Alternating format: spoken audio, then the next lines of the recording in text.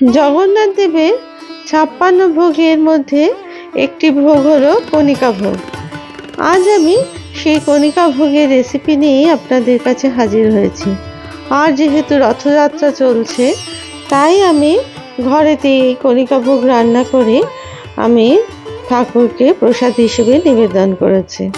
Hello everyone, অসীমার কিচেনে আপনাদের সকলকেই স্বাগত। আমি এই কণিকা ভোগ করার জন্য নিয়ে নিয়েছি 200 গ্রাম বাসমতি চাল। প্রথমে চালটাকে আমি ভালো করে জলে ধুয়ে 2-3 বার, তারপরে চালটাকে আমি 10 মিনিটের জন্য ভিজিয়ে রেখেছি। 10 মিনিট পরে একটা ছাঁকনির সাহায্যে জলটাকে ভালো করে ছেঁকে নিয়েছি। অন্যদিকে কণিকা ভোগ রান্না করার জন্য আমি নিয়ে নিয়েছি কিছু মশলা। তার মধ্যে আছে গোটা 10-12 লবঙ্গ, একটা নাটমেগ অথবা জায়ফল, দারচিনি 1 টুকরো, একটা স্টার অ্যানিস, আর রয়েছে এলাচ আর কিছু গোলমরিচ আর 2টো তেজপাতা। অন্যদিকে চালটা যখন জল ঝরে গেছে, চালটাকে একটু শুকিয়ে নেওয়ার জন্য আমি একটা টিস্যুর উপর রেখে দিয়েছি। আপনারা কোনো সাদা কাপড় বা যে কোনো কাপড়ে বা টাওয়ালে এটা জলটাকে শুকিয়ে নিতে পারেন। অন্যদিকে গ্যাস জ্বালিয়ে আমি তার উপর একটা স্ট্যান্ড বসিয়ে দিয়েছি। তারপরে আমি একটা মাটির হাঁড়ি বসিয়ে দিয়েছি। আমি আজকে রান্নাটা মাটির হাঁড়িতেই করব। হাঁড়িটা একটু গরম হয়ে গেলে তার মধ্যে দিয়ে দিলাম বড় চামচের 2 চামচ ঘি। ঘিটা ভালো করে গরম হয়ে গেলে আমি তার মধ্যে এবার দিয়ে দেব 2টো তেজপাতা। যেহেতু হাঁড়ির মধ্যে করছি, তাই গ্যাসটা একটু লো টু মিডিয়ামেই কিন্তু রান্নাটা আমাদের করতে হবে, না হলে হাঁড়ি কিন্তু ফেটে যাওয়ার সম্ভাবনা থাকবে। এরপর আমি দিয়ে দিলাম এর মধ্যে 2-3টে এলাচ, সেটাকেও ফাটিয়ে নিয়েছি। আর দিয়ে দিলাম অন্যান্য যে সমস্ত মশলাগুলো ছিল সবগুলোই দিয়ে দিয়েছি ভেজে নেওয়ার জন্য।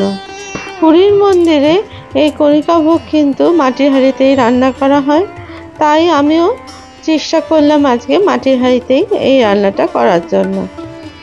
সমস্ত মশলাগুলো দিয়ে খুব ভালো করে ভেজে নিতে হবে যতক্ষণ না মশলা থেকে গন্ধ বেরোচ্ছে।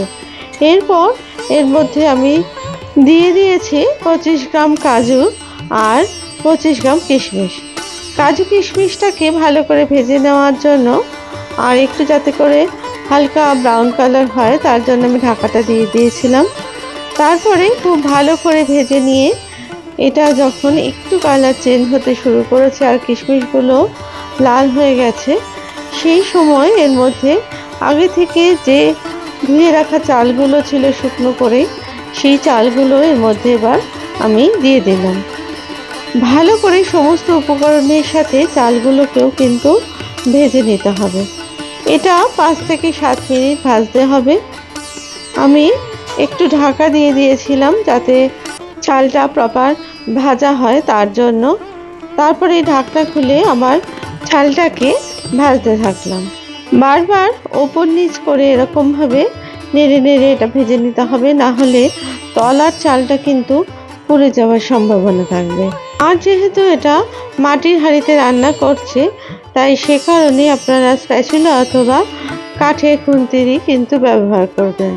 চালটাকে 5 থেকে 7 মিনিট ভেজে নেওয়ার পরে আমি এর মধ্যে এবার দিয়ে দেব 1/2 চামচ মতো দারচিনির গুঁড়ো। এই কণিকা ভোগে দারচিনির গুঁড়ো কিন্তু অবশ্যই ব্যবহার করতে হয়। আর দিয়ে দেব 1/2 চামচ এলাচের গুঁড়ো। দারচিনির গুঁড়ো আর এলাচের গুঁড়ো খুব ভালো করে চালের সাথে মিশিয়ে নিলাম। এরপরে এর মধ্যে দিয়ে দিলাম 1/2 চামচ মতো গোলমরিচের গুঁড়ো। এই গোলমরিচের গুঁড়ো আর দারচিনির গুঁড়ো কিন্তু অবশ্যই আপনারা এই ভোগ রান্নায় ব্যবহার করবেন। তারপরে সমস্ত উপকরণ ভালো করে মিশিয়ে নাড়াচাড়া করে এর মধ্যে দিয়ে দিলাম আমি 400 মিলিলিটার জল বা 2 কাপ জল। যেহেতু এই কাপের মাপ করে আমি চালটা নিয়েছিলাম, তাই সেই কাপের মাপ করেই আমি কিন্তু জলটা দিলাম। আপনারা যে কোনো বাটি বা কাপের সাহায্যে যে চালটা নেবেন সেই বাটি বা কাপের মাপেই কিন্তু তার ডবল জলটা দেবেন। দিয়ে দিলাম চা চামচের হাফ চামচ নুন। নুনটা অবশ্যই আপনারা আপনাদের স্বাদ অনুযায়ী দেবেন। আর এই সময় গ্যাসের ফ্লেম কিন্তু লো রাখবেন। তারপরে খুব ভালো করে নুনটাকে জলের মধ্যে মিশিয়ে দিয়ে একটা ঢাকনা দিয়ে দিলাম আমি 7 থেকে 10 মিনিটের জন্য। এরপর ঢাকনা খুলে 10 মিনিট বাদে 20 গ্রাম মতো দুটো গুড়ের ন্যালা তারপরে ভালো করে ভাতের মধ্যে এটাকে মিশিয়ে দিলাম। এই সময় এই ভোগের চাল কিন্তু পুরোপুরি সেদ্ধ হয়নি, আরও কিছুক্ষণ এটা কিন্তু রান্না করতে হবে। এবার দিয়ে দিলাম এর মধ্যে আমি যে জায়ফলটা নিয়েছিলাম সেটাকে গ্রেট করে তার কিছু অংশ। তারপরে এটাকে ভালো করে স্প্যাচুলার সাহায্যে নেড়ে চেড়ে সমস্ত গুড় আর জায়ফল মিশিয়ে দিয়ে আবার ঢাকনাটা দিয়ে দিলাম মিনিট 5-এর জন্য। মিনিট 5 পরে আমি হাফ চামচ মতো ঘি আরও যোগ করলাম। তারপরে আলতো হাতে এটাকে ভালো করে সমস্ত চালের মধ্যে মিশিয়ে নিলাম। দেখুন এই কণিকা ভোগের চাল কিন্তু প্রায় অর্ধেকের বেশি সেদ্ধ হয়ে গেছে। এরপর আমি ভালো করে নাড়াচাড়া করে আমি আরও মিনিট 5 মতো ঢাকা দিয়ে এটাকে রেখে দিলাম। এই রান্নাটা কিন্তু এই সময় একদম লো ফ্লেমে করবেন। 5 মিনিট পরে আপনাদের খুলে দেখাচ্ছি। দেখুন চাল কিন্তু একদম সেদ্ধ হয়ে গেছে আর একদমই কিন্তু এই ভোগ ঝরঝরে হয়েছে। এই সময় আমি গ্যাসটাকে অফ করে দিলাম।